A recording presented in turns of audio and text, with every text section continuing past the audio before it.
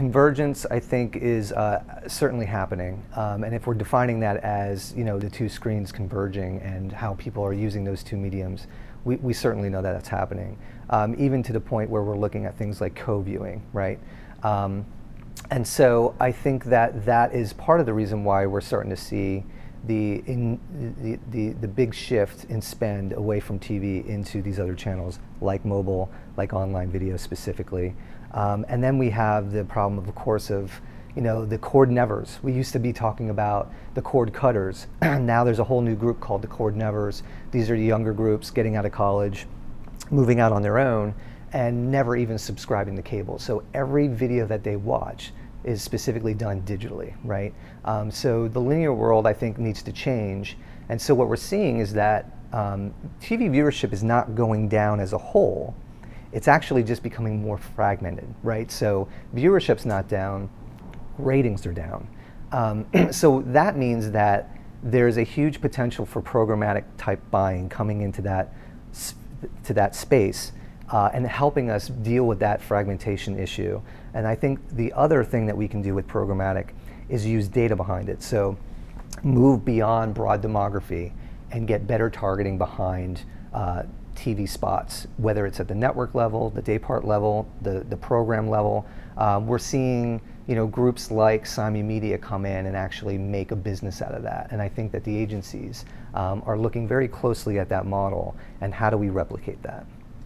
So Matt, let's talk a little bit about premium video going into the ecosystem, and how that's going, who it's coming from, if it is coming from publishers or broadcasters, and how much of that is going into kind of an open scenario versus a private direct scenario? That's a great question. So is programmatic growing up? And by growing up, I mean, are we getting premium inventory? The answer to that is yes. But I believe that it's very much a crawl, walk, run scenario, right? And part of that's just because of the way that the publishers are set up internally, what they're comfortable with doing. There's business models that are in place that are very much based on the direct I/O. So putting their inventory into private marketplaces is sometimes a little bit scary because they don't know what the financial outcome of that is going to be. Obviously, from a trading desk standpoint, we want to get our hands on more premium inventory, because the more premium we go, the less we rely on third-party or open exchanges, let's say. And we know that there are issues in that space with fraud, with viewability, right? So we need to make sure that we are being the fiduciary partner of our clients and making sure that we are buying the most efficient but also the most brand safe media we can.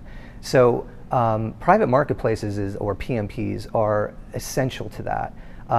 I'd say that right now we are definitely brokering deals, many deals, with a lot of different publishers in all different verticals and categories. But there's certainly a lot of the ultra premium, the TV guys, right? The NBCs, ABCs with their short form, and even the cable network guys with their short form video are a little bit more adverse to doing things programmatically. The DMP, which is a data management platform, is essential in this world.